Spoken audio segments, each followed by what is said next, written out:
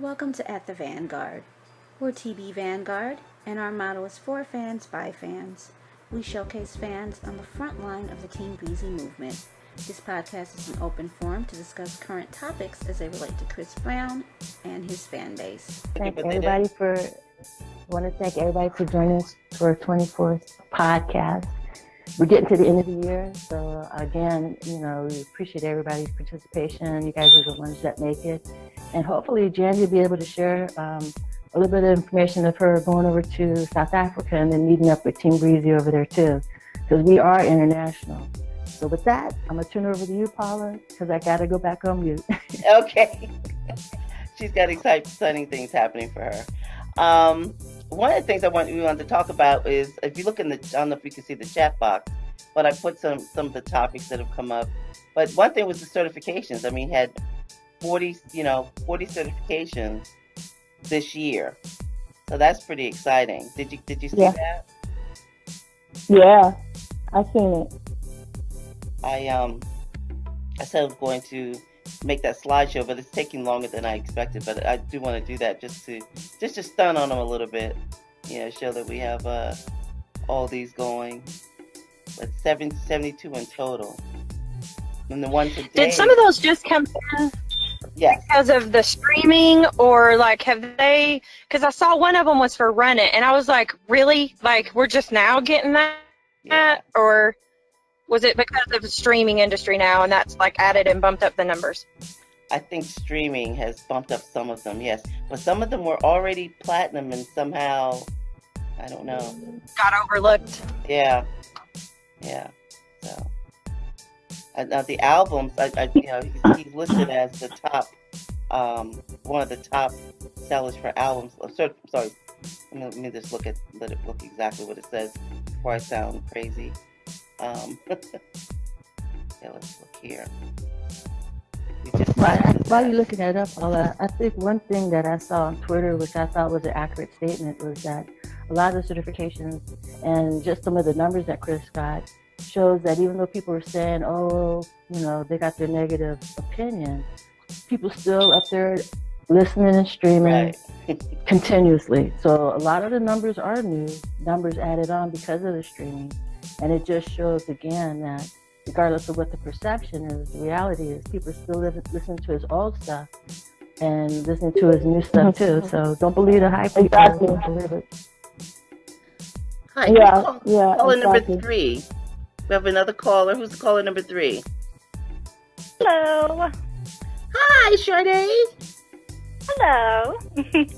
I'm sorry I'm late. I'm sorry I'm late. Hello.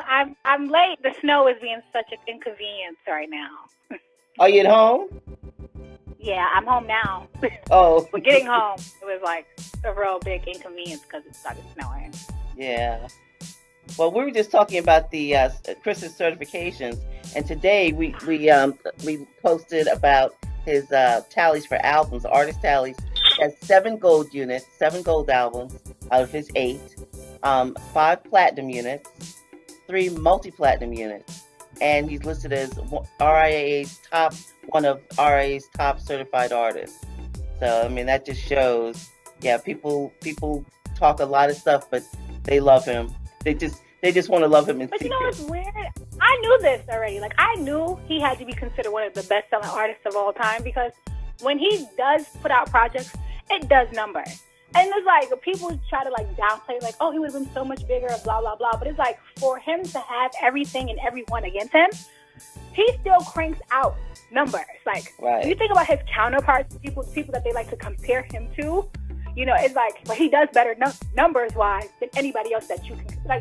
When it comes from a soul, R&B, I guess, artists, because I guess you consider Chris I don't like to consider him a plain R&B artist. I like to consider him a multi-genre artist, because you can't put him in a box. But when it comes down to, I guess people still label him as an R&B artist because that's what his core is. Right. So what other R&B artists, I guess if you consider Beyonce and Rihanna R&B artists, who's doing Rihanna's not an R&B artist. Most of them are pop, really. I consider her a pop artist, but people, because she's black, Yeah. they consider her an R&B artist as well. They like to throw her in that genre. And even me for Beyonce too, she hasn't really been so much R&B. She's for her music is like Chris for me, like it's multi-genre. When she puts out an album, it's not just one sound on her album. But they still kind of lump her as R&B. But like, what male R&B artist is pushing out the numbers that Chris is putting out? Nobody. Right. And it's like, I was just waiting for them to verify everything that I already knew. I was like, He done put out too many songs that were bangers, hits, anthems that like rolled for the summer, for the year. That no, I was like, no, somebody's not giving him his due diligence. He put in the time. Run him his accolades he deserves. Exactly. I'm happy that he's. Let me just read this one title from Source. Stunt on them, Breezy. Chris Brown earned 40 RIAA plaques this year. Stunt on them, Breezy. Stunt on M, Breezy. I swear, this English language, boy, I tell you. It was another post that I forgot what was the blog name, but it's a blog that constantly like posts him, and they're like real big supporters. Hip hop something, I can't remember what it is, but hip hop something. And it was like in the most genius, they was like in the most sneaky, low key, and perhaps genius way. Chris has made himself one of the biggest and best selling artists of all time under the radar. And it's crazy, like it's crazy that he did that. Like, how sneaky of him to do it. Like, I'm not gonna say nothing. I'm gonna just get all my paperwork together, send that to the RIAA, and then slap y'all all these plaques. Well, actually, that's what music is supposed to do, though. Like Michael Jackson, Thriller is like how many times done? Oh my so God! every year is gonna set them again. And that's what your music is supposed to do when you put out good music. Like, it could be years and those songs will still, like, make money, and that would be royalty checks to the artist and the writers and whoever else is involved. I don't know if the producers still get paid or not, but I know the songwriter does and the artist does. Remember, but that's what it's supposed to do. Chris owns all his publishing, so all that coin go right back to him. Whoever helps songs, stuff like that, I'm pretty sure he makes them get their payment. If maybe they want their money in one lump sum right then and there, or maybe they want it in a royalty check, like how he get it. But it's smart, whatever. However he does it, it's very smart. And I love how, I'm pretty sure this is going to be a topic as well. I don't want to jump the gun, so we'll get to that. But like how T-Pain said, like he was so adamant and like, I want this. You're going to give me this. You're not going to do this to me. I want this. I want my music to be like this. I want my singles to be like this, my videos. Very adamant. And that's why he's still, 12 years later, getting all these certifications. And people are like, oh, where's he getting all these from? Why is it all these years later? It don't matter. It doesn't matter. And it also shows, like I think we were talking about this, not last week, but the following week, the week after, how on some albums, not everybody has like really hit songs. Like you would, out of, let's see, 12 or 14 songs, it'll probably be like 3 or 4 hit songs. So when you see like 40 plaques or certified gold, that's because on each of his albums, he has a lot of hit songs. And that's what people fail to realize. For 12 years consistently, from 8 albums, and if you want to count 9 with the one with Tyga, every project he's ever dropped had a banger on it. Like that was like a big song that was like a hit. Like what? I guess there would be Pills and Automobiles for this one and Party. Like those were the 2 like real big questions deserved so much better. Yeah. But that's all right. We gonna get we gonna get justice for Questions and make one of the other songs bang. It's like really. But yeah, that is one of the topics. I wanted to try to see if we could have it, listen to it. Let me see if I can get y'all to hear it. Can you hear this? Mm-hmm. Oh, wait a minute. Oh, okay. Let me see if I get it too. In the singles, we got him in about picking his shit, and Chris was always a young nigga. And, Did you hear that? I would always hear this. The comment I would always hear about Chris Brown. They would say, "How the fuck does young nigga know how to do that shit?" And it wasn't even like music or dancing or anything. They would say, how the fuck does this young nigga know about a business like that? I always admired that shit. I always heard it.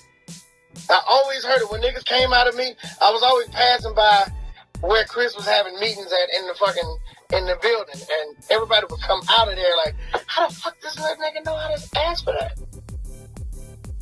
Because that little nigga know what he talking about. Mm-hmm. That little nigga that you thought that you was about to go over there and fuck over, Chris Brown, that man know how to ask for his business. That man know what he wants in his shit, and he ain't gonna take no for an answer. Now, some of that is being a Taurus, just not taking no for an answer, but also just being in the business from a young age, and he and having a manager who was a former record company executive. I think that's another major factor for him. So yeah. And then he idolized Michael, and Michael didn't take no for an answer. Oh my God, yes, yeah. Michael was like, if you're gonna give me what I asked for, I'm gonna do it my way. And that's Chris now. Like that's Chris' whole mindset now, because now he knows that everybody that's corporate, because he's considered damaged. So you can't. Right. He's not gonna go to corporate. So y'all not gonna do it for me. I'm gonna do it for my damn self. And everything he does by himself turns out much better than he could do being under someone and letting them, control what he wants to do. But even as a young artist, he's saying that even when they first signed, he knew what to ask for, so that he got it. I mean, because he doesn't have a 360 deal. Like they're even though a lot of people say, "Oh, I don't have a 360 deal," I wouldn't sign that. Most of them do, though. Most of them do it, but he doesn't, and never did. He never had a deal like that. So, because I remember one of his interviews when he was like little itty bitty baby Chris with the lisp, super country, and he's like, "What's the main thing you learned about the industry that you'll tell anybody who wants to come up?" He's like, "Own your publishing. Make sure you own your publishing." And he always, and since then, and even now, he always makes sure my publishing. And even when he does features, I get my publishing off the top, because if I give you a homie discount on this feature, if you can't give me that whole $250, I'm gonna give you a homie discount, but you're gonna give me some of that publishing. Right. And it's that's where the real money is in your publishing. But the ones that is just so quick to, I want to sign a deal because I want to be on and put out music. It's you're getting basically raped by the industry. Because all that money they give you as an advance, you have to give that right back before you really start making any money for yourself. And that sucks. But that's an important thing you just said, because a lot of people don't know that. Yeah, that's what I didn't know that neither until a couple years ago. And I was like, really? So when they give you your deal and you sign that ink, the money that they're fronting you is an advance. So once you make what they give you in that advance back, then you really start making money for yourself. So then it makes me look at a lot of these newer rappers, or the rappers that's having a hot year right now, and the way they spend their money. I'm like, damn, you're gonna be broke by next year, or in 5 years. You need to calm down. Yeah, I was looking at that too. You just had some success already. You got all of this jewelry, you buying cars, and I don't know. Because I've seen someone you should be saving some of that money, honestly. Yeah. Because I've seen someone say that Chris spends his money too, loosely. He's gonna be broke by the time he's 35. I was like, he ain't been broke since he was 15. What are you talking about? He's about to be 30 soon. He ain't been broke in almost the 15 years that he's been famous. Are you dumb? But he's one thing. He might be a lot of things, but the one thing he ain't is done with his money. Okay, he makes that very clear. I want to keep my money as long as I possibly can. That's one thing he's not stupid with. And he has so much silent, investments that people really don't know about. That's why people be so shocked. He owns 14 Burger Kings. I'm like, yeah. Right. And you have to have so many millions to be able to own one. You have to have a certain, I forget how, Dee would be able to tell you. You have to have a certain amount of money to be able to own one. McDonald's or Burger King, you have to have money.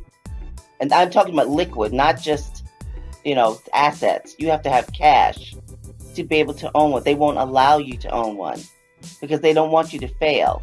You don't hear about a lot of McDonald's closing or Burger King's sometimes closed, but you don't hear about a lot of them closing because you have to have a certain amount of money to be able to own one, and he owns 14.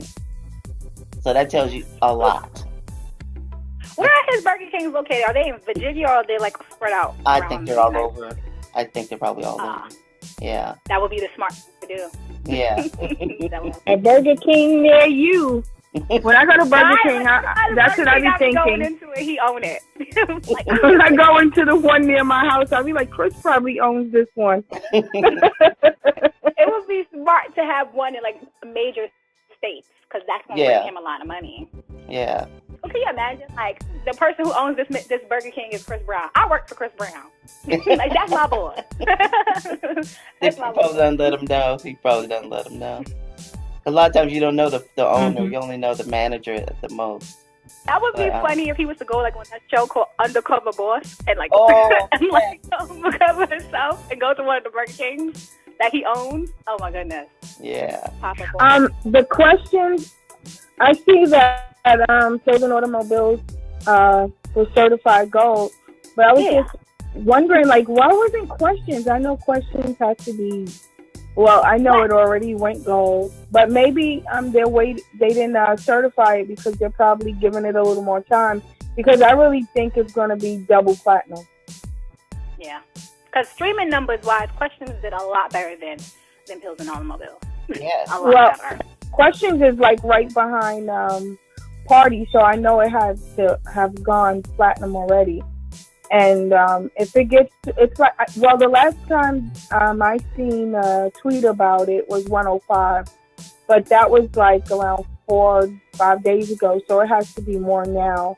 And if it gets to 150, that would be, on Spotify alone, it would be platinum at 150, and it was at 105, so probably in a couple of more, at 150, because if I'm correct, I mean, you guys can correct me, but the from the RIAA, it states that the song has to be streamed like 150 times, right? 150 times to equal one digital download.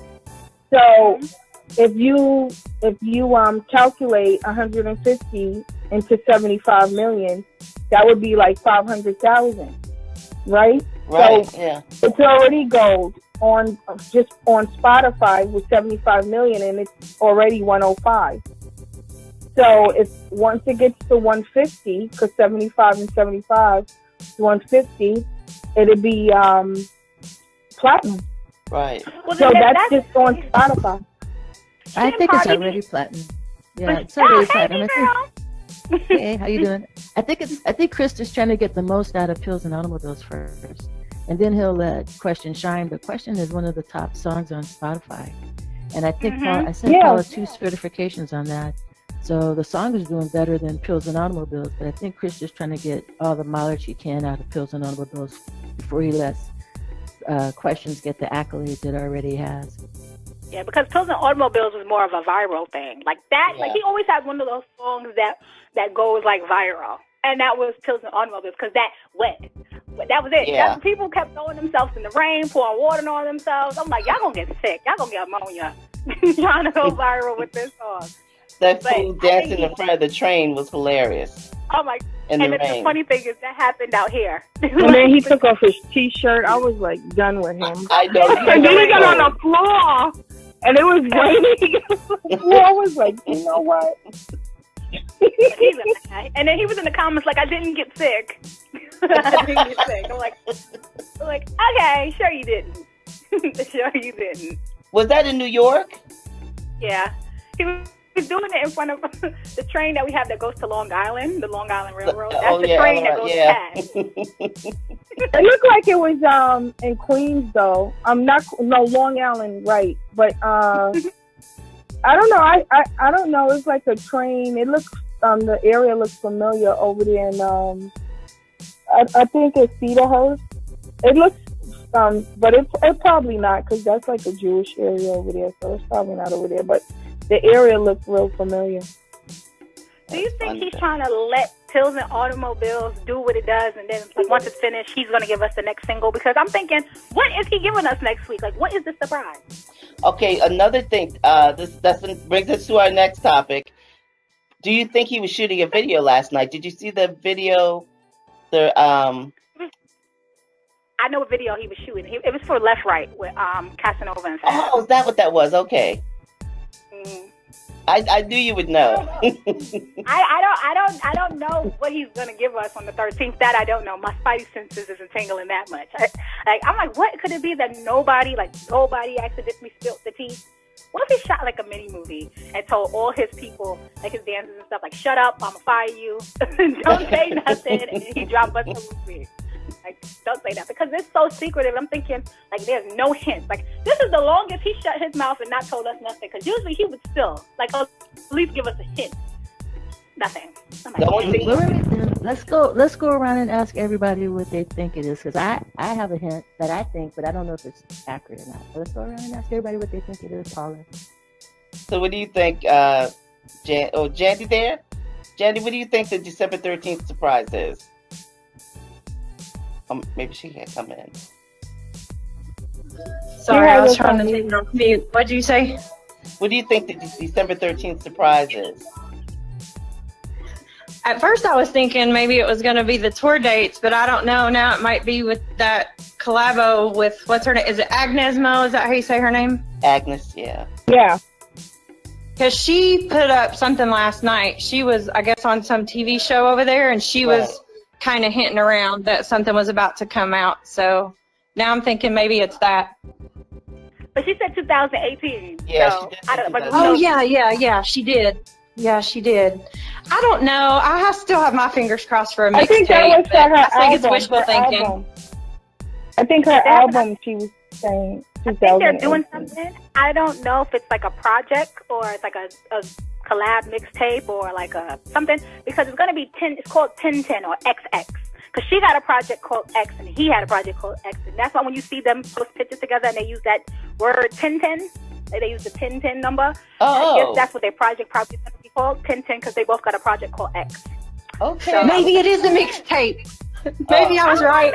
I don't want no more music. I hope not. I hope not. I don't want. He does not need to release. If it is, I hope it's hers and not his. Yeah, I hope like not. Yeah. Because whatever it is, it's a group effort between them. It's not like he's just a feature. This is because the way they're going about it. Did you see the new selfie that she dropped? So cute. But the selfie that she dropped with the two of them, so cute. But other than that, it's like, why are y'all going so hard to promote whatever y'all about to put out? Is it going to be something grandiose? What if it is tour dates and she's going to be an opening act? Because she hasn't got the American exposure yet. So I don't know. Like, is he going to be the one that's going to give her the American exposure that she needs? Because she's like Beyonce overseas. Like, it's crazy. Right. Like, I did my Googles on her, and she's like Beyonce over there. It's crazy. Right. She is big. But and maybe that is it then. Maybe she's going to be on tour with him. I'm thinking, like, what could it be that he's giving us that is so under wraps and so secretive? Like, if it's just because he never goes this, like, big for a video release, you know? He'll tell us, like, I got a video for y'all coming out. Now, he said he had a surprise and it was pills and automobiles. Remember? Oh, and everybody thought it was questions. An automobile video because I knew he was shooting that. So I was like, a marathon is going to come out. But the way he's been moving so silently with this project, it's just like whatever it is that he has. I hope it is tour dates because I got my money ready. I got my money ready. Make sure you got meet and greet. I hope so he too. He played with the party tour. He played with the party tour, no meet and greets. But you know what? Meet and greets are that's like they do that. Dee, what do they finance with the meet and greets? It's for there's a specific reason for them. What they finance is all the people who are the supporting. In Chris's case, it was his aunt, his cousins, and all them who were doing the merchandising. So it supports housing for them, housing and room and board and that kind of thing for them. If he's worked that into a contract or something else, then he wouldn't need to do meet and greets. Meet and greets aren't really for us. I've heard. He likes to know. He likes meeting his fans. I know. Here's what I've heard. It might be the surprise might be. I don't know how accurate this is, but I hope it's true. What that is Chris it? is going to be overseas in Europe. That's what I heard. Oh, I hope that that's would be great. he could go to London or something. Yeah. Right before he does Oh, the what if movies it's and that? What if he Vegas. announced that he could go back over to the UK, Australia, and what else is he can't say? UK, Australia, and New Zealand. Like, what? Oh my God, they're gonna lose their mind over there. They would. They're gonna lose their mind. And it's funny because he was one of the most watched artists in New Zealand and Australia. I was like, they won't even let him in. They won't even let him in, and he's one of the most watched artists over there. Like, The crazy thing is They he's missing been it. there. Go ahead. Yeah, they're missing out on money anyway without him being there. So whatever. Tammy, is that what you think the surprise is? The concert? Yeah, I think it's probably going to be a single with him and Agnes Mo. I hope it's more than one. But I really do hope it's a tour, though. You know. Yeah. But just because all of this, them, taking pictures together and stuff like that, and she giving a hint. I think actually the project they're working on, or the collaboration they're working on, is probably going to come out in 2018. But they may be dropping a single to lead up to it. Oh yeah. What if? He kind of has a little wee bit of a habit of doing this, kind of, sort of. But what if he shot a video and she's the leading lady? Oh dear, the meltdowns and the heart attacks that's gonna happen. God bless. God bless. Because they get infuriated over pictures. I'm like, oh, she's in one of his videos. It's gonna be And autumn. she has a boyfriend, and that's Don't not his matter. girlfriend. I'd cheat on my man for Chris. I would. With the exception of him, I would cheat on my man for Chris. Yes, I would. And I don't even condone cheating, but you got to risk it all for him. He would understand. My significant other would understand. It's Chris Brown. Like, you understand. Like, you understand. Funny. But I'm pretty sure if the opportunity was presented, he would leave me for Beyonce or Rihanna, whoever he can get. Like, I'll leave you. Like, You'd be like, okay, I'll accept it. I'll accept it. Because, like, what can you say? I'm like, I understand completely. I understand completely. That's so funny. Oh man. And then of course But there's some sort of truth. There's some sort of truth in behind those pictures because they look too smitten when they're around each other. I'm but like, the thing is, girl, most of those pictures were from that. You notice they were from the same night. It's like they're just recycling them. It's just he's trolling. Chris trolls people. He's trolling, but it's good. It keeps the interest up. Gets everybody, like looking at them and wondering. So that's perfect. That's perfect. Because it's like every time they drop a picture, especially when he posts it, it gets 1 million likes. And I'm like, really? Yeah. 1 million? Yeah, because people probably like, anybody but the ones you probably was with. Right. Yeah. They look at them, they want a new girl. It's refreshing. Because Dish Nation was talking about them too. And they say it's refreshing. Dish Nation was talking about them the other day. I was watching That's it. funny. Yeah. And Portia from Real Housewives of Atlanta, she was like, I like them together. They look cute. And she was like, it's good that he moved on. I'm like, right, but he didn't necessarily really move on. Well, he moved on, but if you Not necessarily with her. Right. I mean, it looks good in the picture. They're like anybody, whoever. But I'm gonna say this. I'm gonna cut this out. Comments underneath his pictures, anytime he drop a picture with them too, it's always like it's shambles. Like it's like 50-50. It's like the girls that's like want to go jump off a bridge and commit suicide, and then it's like the ones who are like, oh, I'm so happy. And then it's like people that's being really mean. Like she's like somebody from a K-pop group. I'm like, leave her alone. She has money. No broke girls. We don't need no more broke hoes. I'm like, she got her own money. Even I like her outfit when she went to DJ Khaled's party. Yeah, with those pure boots. Yes, Agnes Mo came to play. Those But did you notice And they were that color bustier she coordinated? had on under the jacket. How is it That's okay? That's very slick how they did that. He was there, but they didn't come together. But It's you like, noticed okay. they were color coordinated, right? Yeah, black and white. Yeah, black and white. It's like, okay. Coordinated. It coordinated. Now, the only other thing I really wanted to talk about was Fiji. It's a cute little thing, but everybody been having fits after Royalty was holding. That's not Royalty's monkey. That's Chris's monkey. It is, yeah. They showed You up. didn't give it to a 3-year-old. The blogs just make up stories to print something. They just make up anything, you know. And they started changing it because at first it was all Blacklash, Chris Brown fans, and I'm like, you know, that's not Chris Brown fans. Y'all, you guys are the ones who's bringing all of these poops into his comments now. Right. People wasn't saying that because we already know it's not his monkey. It's not her monkey. Why would he buy his daughter a monkey? Like, Well, he just bought who her a does dog. that? He just Yeah, bought her a if he dog. wanted to buy her an exotic animal, it would have been a pony so she could learn how to ride a horse. Right. But, you know, Monkey, like, why would he it's buy not- her a monkey? Like, what the heck is she going to do with a monkey? And the monkey Yeah. lives with him, so clearly it's not Royalty's pet. Because he Right. bought that little cute little pooch for and that dog lives with her and the mom. But Right. just anything that lives with him is his.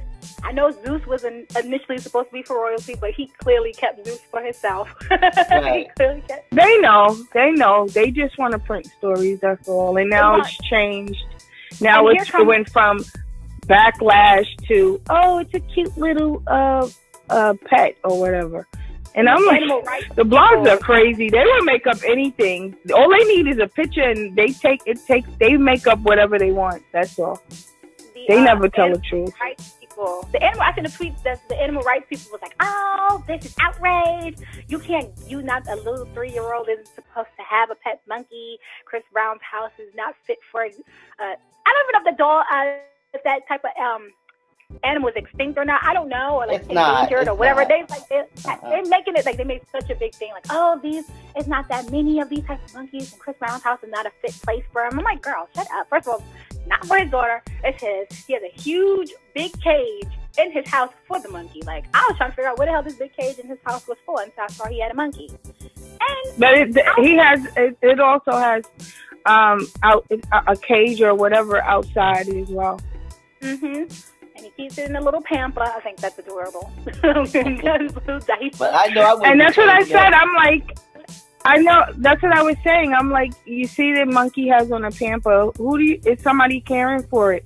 Who do you think is changing the pamper, Chris? I don't think so. Little diaper. He put in a little diaper. Whoever's taking care of those dogs probably taking care of the monkey too. Yeah. He probably has like a professional, like, groomer person and one of those. Yeah.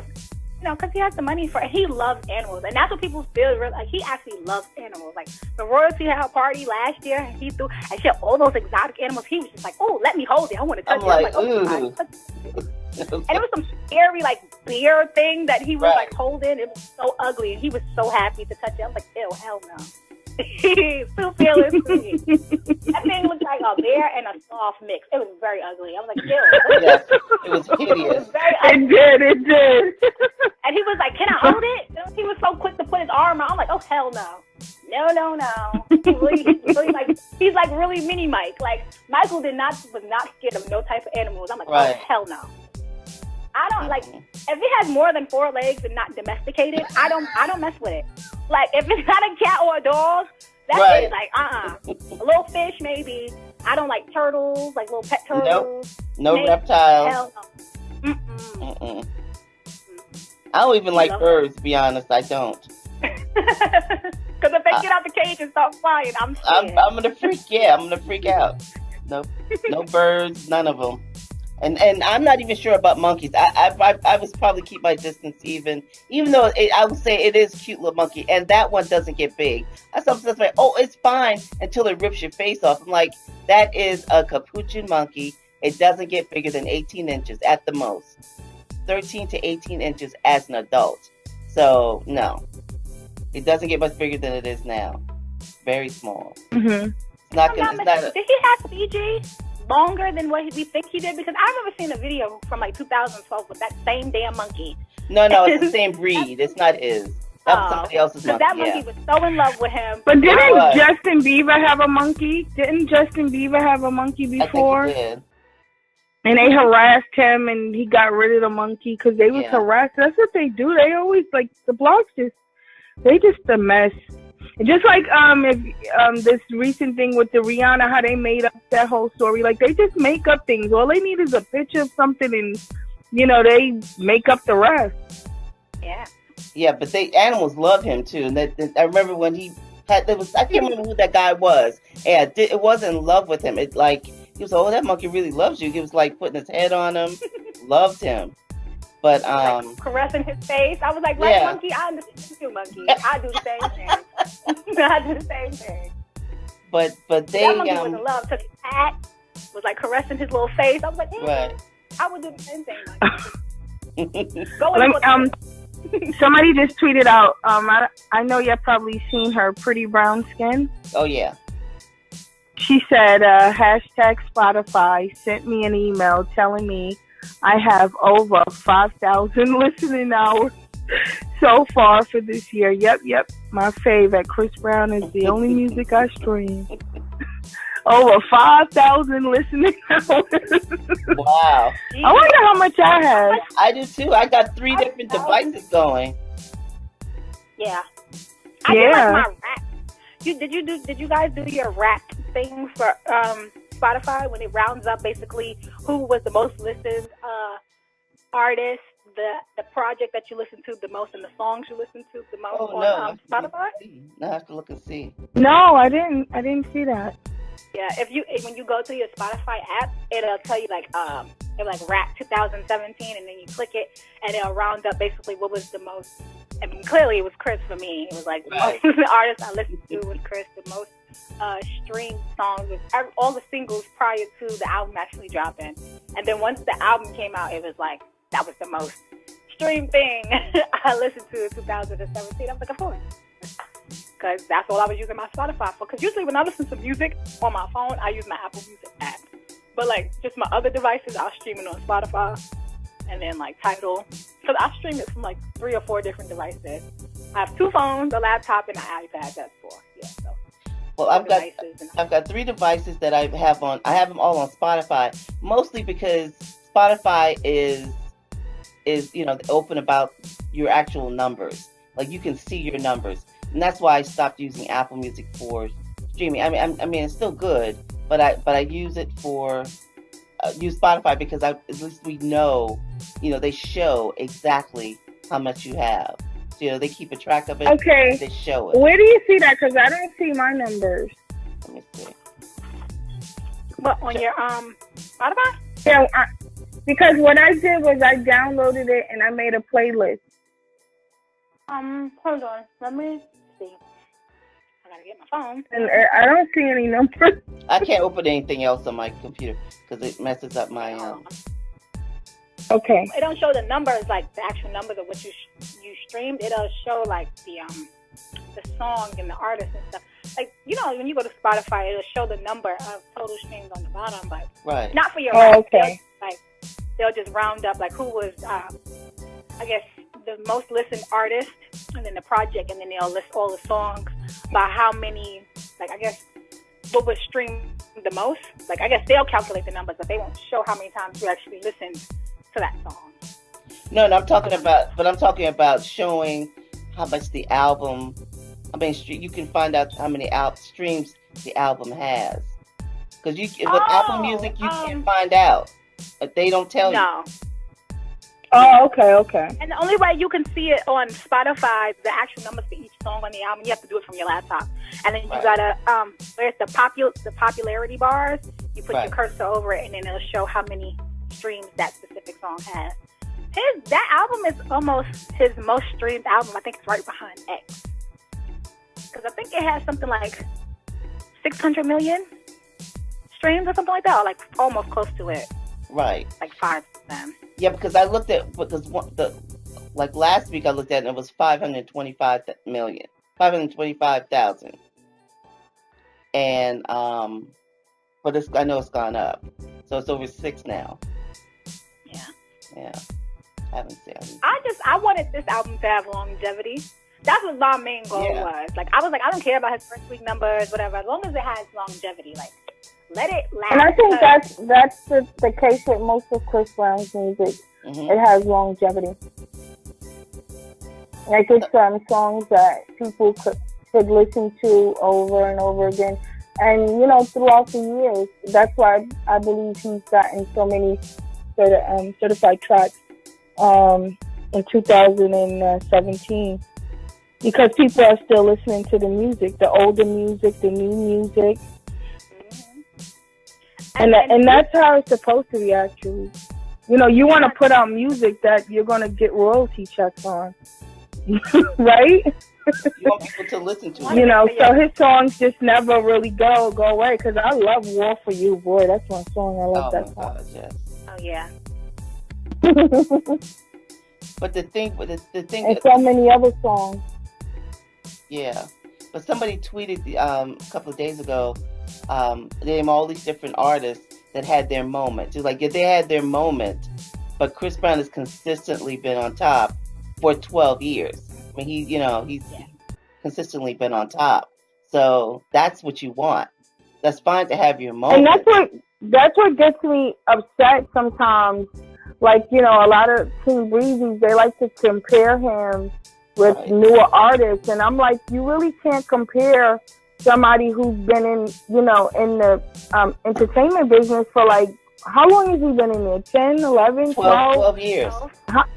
12 years with somebody who doesn't even only have one album. That's ridiculous. You can't compare that person because you don't even know if that person is going to be around in the next 3 to 4 years. And most likely they won't. So because someone tweeted me and showed me a list like this, I don't even know who these people are. This person is at number 1 on this chart, and I'm like, yeah, but okay, so if he's not around in 2020, so and Chris Brown is, so who's better? Because does the number 1 still matter at that point? No, it does not, because he's not even in the business no more. I feel like with an artist, you need to have consistency and longevity. I feel like that's what keeps you relevant, for one, and it just shows that people still gonna move with you with the times. Chris came in the mid-2000s. 2005 is when he debuted. Smack right then in the middle of the 2000s. And the sound of music has changed so much since he's debuted, and he was able to go with the times. Like, he elevates with it. Like, and I've always thought that was so dope. And that's because he's young still too, but that's also the creativity in him. Like, some people stay stagnant and just, like, look at his counterparts, like the people that were out before him that were like mega stars at that time. And then he came and just stole everybody's fans. And then it came to a point where even in his bad time, like 2009, 2010, before his fame dropped, like even 2011 before he dropped that album, people were still relying on, let me go to Chris Brown for a feature. And these were people that were out before him, that was like his counterparts, his peers that he suppressed. And he was at a shitty time. He was still better than people that, came out before him and after him that was considered like his OGs. Now to me, I feel like even though they're considered peers, he's their OG. Like, there's no way you can consider Omarion and Bow Wow his counterparts when they fell off years after he still was thriving. Like, Chris is the reason, like, him and Janae are the reason Omarion has the biggest and best-selling song of his career. Supposed to be. Yeah. And because of those two features, it had nothing to do with Omarion. And I like him, and Omarion was one of my favorite artists, but I left him for dead when Chris came. I'm sorry, I had to do what I had to do. I had to do what I had to do. being close in age, I had to do what I had to do. For dead. So, but it's like, it's funny, like, that people still, like, compare him. I feel like the only person you can really compare him with is Usher. That's it. Right. That is his only OG, and that is the only person you shall compare Chris to is Usher. Nobody else. That's it. Like, I get offended when they compare him to people that came out after him, who don't have the criteria, oh well, he has a better reputation. I don't give a damn about none of that. I'm talking about when it comes down to when it boils down to it, when it comes to consistency and longevity. No. Like, they constantly always compare him with Francis Palm Water, and it just pisses me off every time. Like, it pisses me off every time. Every time. Like, every time. I know I'm going to jump out the window. If you come up with another name for him, I'm going to scream. Another thing I wanted to say was, and if anybody knows, please correct me, because that was another, oh boy, with the Team Breezy, like, it's the, I think, chart data, it tweeted out that Chris Brown's album, Heartbreak on a Full Moon, was able to go gold, and I believe the way it was worded was it was easy to get. It was confusing because it was worded in a way. Well, and I'm paraphrasing. What did it say? What did it read? It read half the criteria of what a normal album right. To go have for certification. But that's always been the case with a double album. That has always been the case with a double album, that half the sales, they double it. So if he was to sell... No, that's not true. That is not true. That's now not what it read. And, that's not true. That's not what it read. What did they say? But I remember them saying that when he got eligible for gold, they was like that a double album needs half the criteria to earn certification. So I think 250 would make gold for him. No. Hello? No? Yeah. No.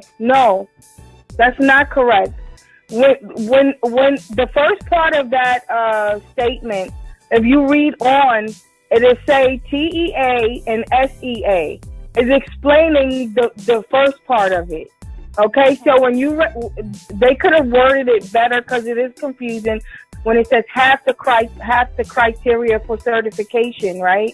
But it does not specify at all the number pertaining to sales. It tells you, if you read on, that it's the TEA and SEA, which are singles.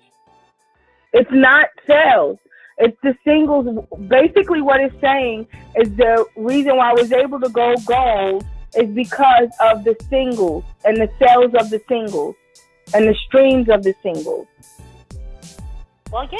Because remember when Heartbreak on a Full Moon went gold, it was already 750,000. Now, remember, 750,000, but it's way more than 750,000 because of the streaming, right? So it probably was somewhere in a million, because you have to have a higher or a real large number to actually get 750,000 from a stream, because it's 15. The album has to be streamed 1,500 times. But whatever number that was, if it was just streaming alone, it would be 1 billion. But it wasn't just streaming alone; it was streamed and sales. So it wouldn't have to be 1 billion streams because it sells and streams. But whatever the sales and streams, it made 750,000. So the first week when it goes, it was already past 500,000. You see what I'm saying? That's why Jake and everybody was looking into if it was, going to be certified for platinum. So it's not 250. It's the same thing. To go platinum, you have to have 1 million albums sold. I'm pretty sure it passed 1 million now. It had to. I don't know. It had to, because even though his numbers has dropped a little bit, it's not really off. And I've seen that somewhere on the blogs too. That they're only saying that because of this album. Like, what they're trying to make it seem like is that he can go platinum and gold faster because it doesn't take 500 albums sold to go gold. It only takes him 250.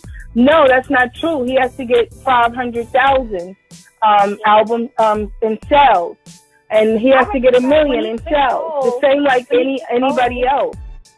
Yeah, because when he went gold, I remember the RIAA tweeting it, and it said 500,000 in the parentheses. I remember it. Exactly. It didn't say 250 because they are the way the chart data put it out there. It's confusing when you read it, but you have to read on. And it explains to you what they were, you know. Chart data is not official though, Tammy. Chart data is they're just music enthusiasts. They're not official anything. They're not like a Billboard. They're not like a Spotify.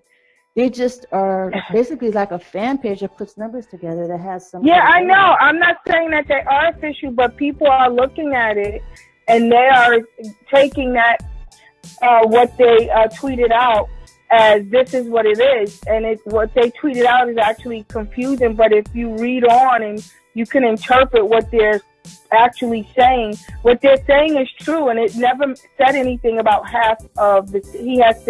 He doesn't have to meet the sales criteria for platinum or gold. It said nothing like that. Is all I'm saying. But people are looking at that because that's what they sent me, and that's what I was like. Listen, this is not what that tweet actually read. You guys are mixing it up. And I've seen it on the blogs too. Like the only reason why he's going is because he only has to meet half of the criteria. But when people hear that, they're thinking half sales, and that's not true. And that's just another way to diminish the album. You know what I'm saying? Like, oh, he only going platinum because he only had to get 500,000 when everybody else has to get 1 million. And that's not true. He has to get 1 million just like everybody else. And if you look on the RIAA, it says absolutely nothing about 254 double album, and it actually doesn't make any sense.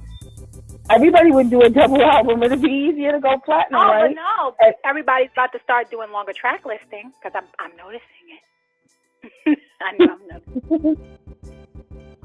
I'm noticing that people are actually going over, 15 to 18 songs on the album now. I'm like, that's rather interesting. They'll still only have 3 good songs. Okay. So this time around, again, we always do or reference what Chris is doing. He had posted those 2 videos on his Instagram saying, "I'm not a racist." And if you guys got a chance to look at it, what did you think about it? Let's go to it. Oh, the 2 rappers? Yeah, it's I 2 rappers. I thought it was good. I thought it was good, and I think it's a good argument to have because they do the same thing on MSNBC with Pat Buchanan, and when Pat Buchanan was on there and the other guy, I forgot his name, when they argue, they say pretty much the same thing to each other. Pat Buchanan and the black guy, I can't remember. His name was Dickerson, Mike. I think his name was Mike Dickerson. When they argue, it's like pretty much the same thing as the rappers is doing. They'll say, "Oh, black men don't take care of their kids. They need to take care." That's the same thing that Pat Buchanan used to say, and then Mike Dickerson would go back to Pat Dickerson and say, "Yeah, this is the problem. What white people do," and da da da. So it's pretty much the same thing. I think it's good. It's a good argument to have, but I mean, I feel like the white rapper is wrong, and I'm not saying that because I'm a black person, because it just seems that way. Like when white people have a lot of advantages. Like for you to say, and it's a lot of disadvantages towards black people in this country. I'm not saying that, and black people have a lot of improvement to make, but things were different, when they are trying to work and they are trying to do things, or when they are trying to help each other and build, is always something that, you know, comes to break it apart, like the Black Panther movement. I don't know if they were, I wasn't around then, I don't know if they was a militant group or not, but, you know, they were actually exercising their rights, you know, of toting guns or whatever, and, you know, trying to take care of their community. They probably was a little... They did a lot of things right. Yeah, and what happened, and the government went after them as militant, and then... KKK is still thriving, it could be... And then when there was a lot of black ownership in Harlem, like most of those stores were owned and ran by black people. And then what happened? Heroin was ran through Harlem, and you know, so there's a lot of stuff, and you know, that has been done to African Americans in this country. And you know, while white people had a lot of advantages, like, and they'll say black people are on welfare, but white people benefited from the first welfare when they got acres of land for free and the tools to work them. But that's not considered welfare. That's considered a nation building, right? And they got it twice. They got it twice, where they got acres of land and the tools to farm, the tools to work the land for free from the government. Mm-hmm. You know, and African Americans never got their 40 acres and a mule. What are you mad about? That's what I don't understand. White people want to be oppressed so bad. White people want to be oppressed so bad, and it mind boggles me sometimes. Like, I know there's some white people who are, you know, poor and, you know, they suffer just like how there's black people with poverty. But it's like, you guys will get a job before we will. And you know what's so dope about that Jonah Lucas thing? It's one rapper. It's not a group. It's one rapper. He black, but he tells the story from the racist white person's side, how racist white people look at black people, mm-hmm. and how we feel about racist white people. And I love the fact that he rebutted everything that the racist white guy thinks about us, saying, you know, you guys would rather sell drugs than to get a decent job and, you know, basically be a taxpaying citizen because you'd rather be on welfare. And he's like, I applied for jobs. Y'all just don't call me back yet. Y'all don't call me back because I'm black. So I have no other choice but to do something illegal to put food on my cabinets. But don't act like you're surprised that I have to sell drugs because you guys did this. You put drugs in our community so that it could tear down my people. Don't act like this, like you're surprised by this. And it's crazy because I made sure every and anybody that I knew saw that video. Like, I was like, did you see this? Do you know about this? Let me show you. And I showed my mom, and she started crying. And she was like, it's a sad reality that's the truth. Like, and it's sad that I have to still hear these type of conversations in 2017. Right. And it's like, somebody had to speak on it. Like, and the fact that it was so simple, but it was so effective. It got the point across. And it's like, I went back and listened to more of his music because he's dope. Like, he actually has a lot of songs like that. Like, I was like, you know what, Donald, you got a new fan in me. But it's crazy that, and that went viral because a lot of white people were mad. And if you look at the comments underneath that video, whether it was on Chris' page, Joyner Lucas's page, on YouTube, the angry white people, and it's like, white people really hate when we speak up and think for ourselves. Like, they hate it. I don't know what bothers them so much. Because it's not them. It's not them. It's not really the masses of white people. It's the miseducation, and the government has a lot to do with it. That's why we have Democrats and Republicans, because we are taught that in school. We're not taught, like, you know, real history in school. Like, it's a miseducation on a lot of things in school, especially on ancient Egypt. Like, you know, if you, through the school system here, the only thing you'll learn about African culture is that we were slaves. And that's not true. That is true, but that's not the only history of black people or African Americans or descendants from Africa. That's not the only history that we have, you know, but that's the one that we are taught in school. You know, but we could learn about the Incas, we could learn about the Mayans and everybody else, so we can't, but still, it's still slavery for black people. We don't even hear. Okay, if you want to say Egypt is not in Africa and Egypt is not black people, what about the Nubians? Egypt is. You don't learn about them either. It's bizarre how they do that, but yeah. Every Cleopatra or Egyptian movie has been with nothing but white people. I'm like, you gotta be kidding me. You gotta be shitting me. Like, there's all these people, like, oh, in hot Africa, you think white people? Like, white people. They didn't build. Forget about it. What about the National Geographic?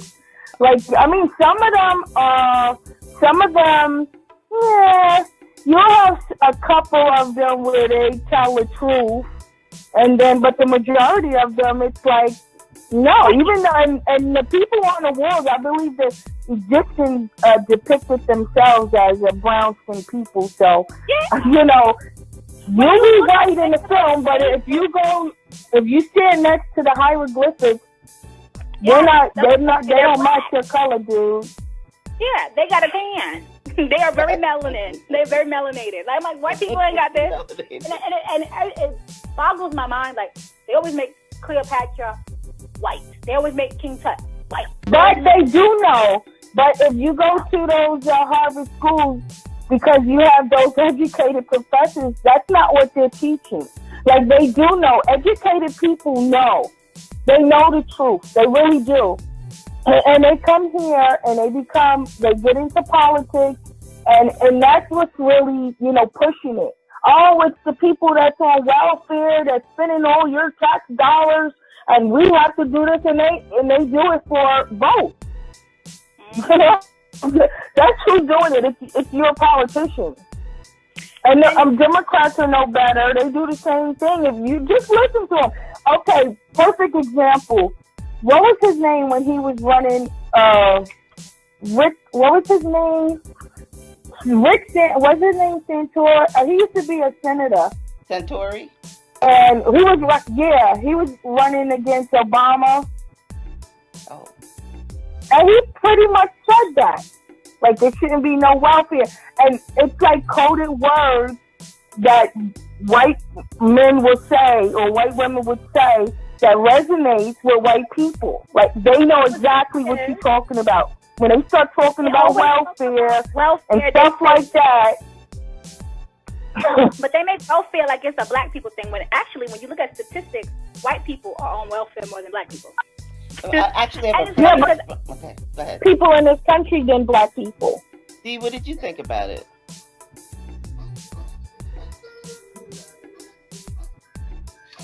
You know, I had mixed opinions because. Oh, right, because you're from both sides of the spectrum. Yeah, right. My dad's white. So the way I took it was that everybody got their own view on why they believe what they want to believe, and sometimes it's just distorted. You know, because when the white rapper was talking about they're on welfare and they still take the welfare money to buy drinks and go party and all this and all that, that's a perception that the media feeds. And so when they hear that, it's because that's what the media is telling them. And they don't even try to find out the facts. And then when the facts, you know, stare them right in the face, they don't want to believe it. But it's just, I don't know. I was glad Chris posted it because at the end of the video, they actually hugged it out, which was a surprise. Yeah. And so it was just, you know, for me, it was another discussion point because we are having racial problems really bad. And everybody thinks that their opinion is valid.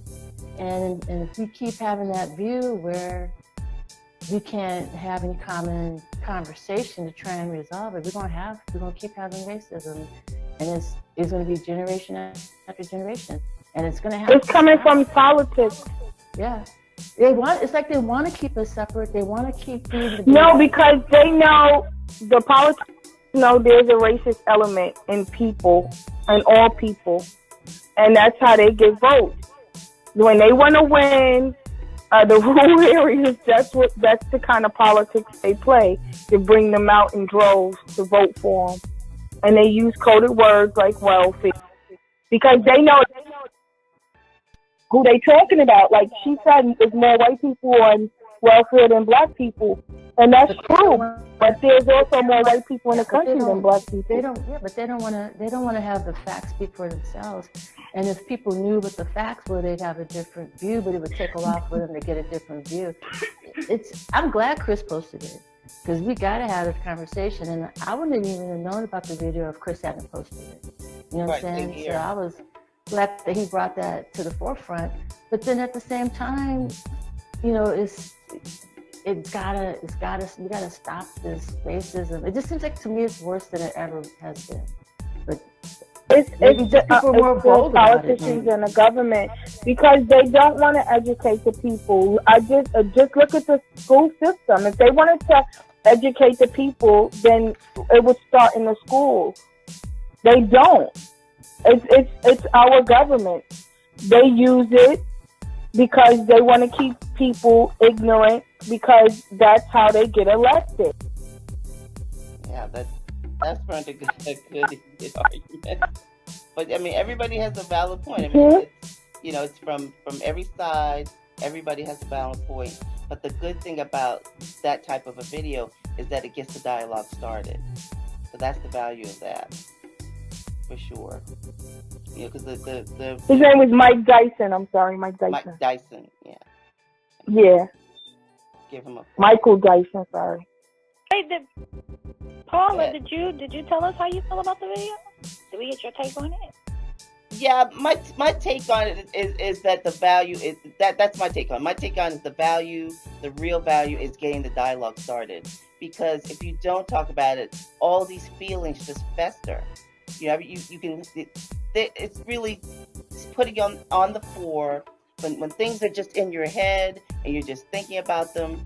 It makes you more angry, and it's hidden, and it just builds up and explodes. That's why we've had so many blow-ups over the years. Things just explode from people holding things in. Things have to come out. You have to talk about them. They have to be discussed, and that's the value of him. That's the value of that type of art.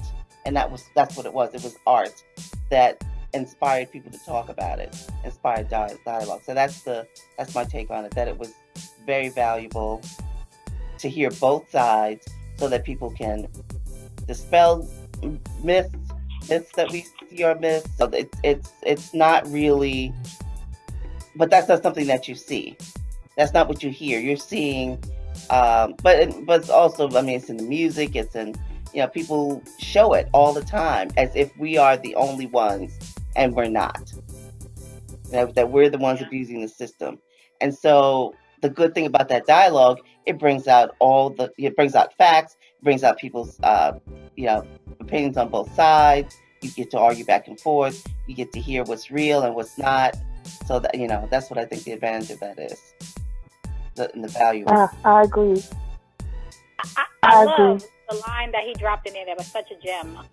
When he talked about white people stealing our culture, because that's been a lot lately, especially like in music and as far as like our fashion goes. It always has been, but yeah. But it's just like it's more different now, because like some of the rappers that's like, I guess like the hit rappers right now that's like hot for the moment, that are like not of black descent of any kind. They use the N-word in their music. Their the way they talk, the way they wear their clothes, their hair is just like black. And then it's weird because you look at their family and they come from like a wholesome white family. Yeah.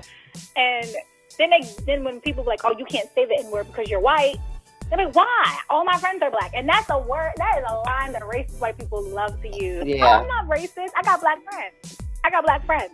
And it's like, no. Just because you hang around black people, you can still be racist. Like, you can pretty much be very racist. They want to keep us ignorant so they could plunder and steal and, manipulate. The powers that be. Man. Exactly. Remember Fight the Power? I don't know if you remember that song. Tabby, you remember Fight the Power.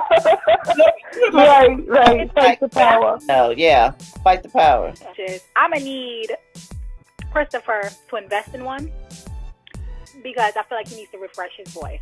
He needs to go back. He's about to go on tour with this album. Yeah. He has to, because if he's going on tour with this album, he has to make sure his vocals on, because he thinks there's a lot of ballads on that, and slow songs that requires vocal acrobatics for him. And I want to hear "Hope You Do," and I don't want to hear it on a track. I want him to sing it with the band, a live band. And I'm going to leave this in. I'm going to put this back in. I'm going to cut this and make sure this stays in. I want to hear. Better keep this in because I want this tour.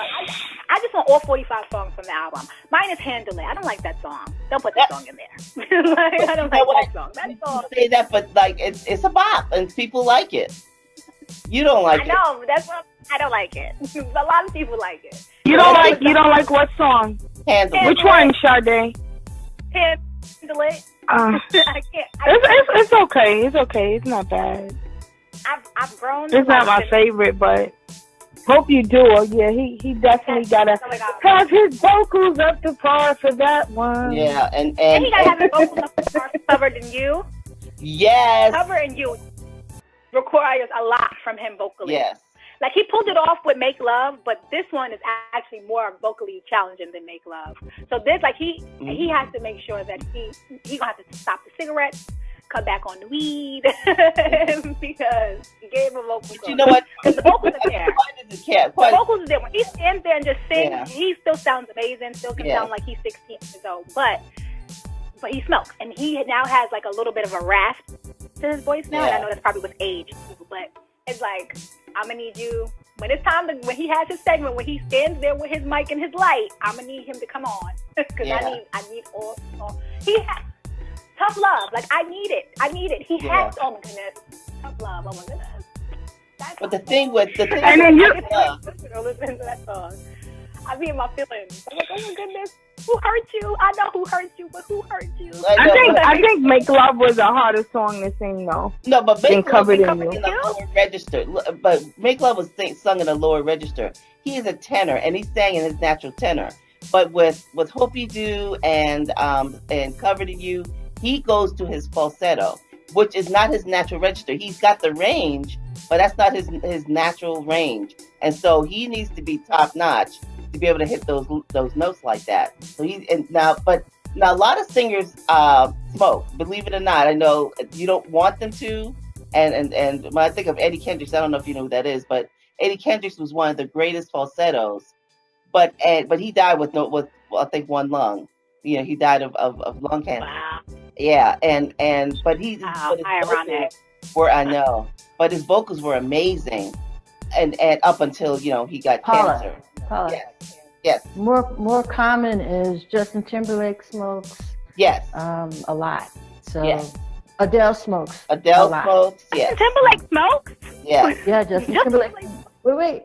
Justin Timberlake smokes Newports, if you could believe it. Ew. The worst. Oh, at least get a Marlboro. I know. Smoke a cigarette. Ew. Newports, you might as well smoke like old boots. Newports was But yeah, a lot of singers, and that's good. That's good. You brought in the new people, D. Yeah, like Justin Timberlake smokes, and Adele. Adele's a power singer. She's a power singer, but they smoke. It doesn't. It hurts them, but it doesn't. There's a lot of singers who smoke. There's a lot of popular singers who smoke. I'd say current like Adele, and Ed Sheeran smokes. Zayn, is that his name from One Direction? He smokes. Most of the people in One Direction smoke. But I just want everything to be perfect if you do drop tours because I need I love this album and I need it to be executed perfectly. Reminder, ladies, I'm going to see you next week on the 14th. Oh, that's right. Right, in Jersey, right? That's right. You're going to live tweet? You're going to do anything? Well, it's going to be hard to stream because I think they put blockers up now. So at least out and here. Hot 97, I believe they're going to have a stream. More than likely. They usually always stream their events. So. Okay, so I want to thank everybody for joining us for 24th edition of At the Vanguard. At the Vanguard. And again, we appreciate everybody's input. And they're telling me to say this quickly so we can get into the part about delete all this shit. And if you were in it, you need us to do it. That's when it really gets good. Yes. Too bad you guys can't hear that. If you join us, if you ask for the Then link, you would- then you Exactly. can do it. You have to call in. Once we close out, it gets real juicy. Yes. So, All right. Well, bye, everybody. Bye, everybody. Bye-bye. bye. Thanks for joining us on this episode, and we hope you'll join us again at the Vanguard.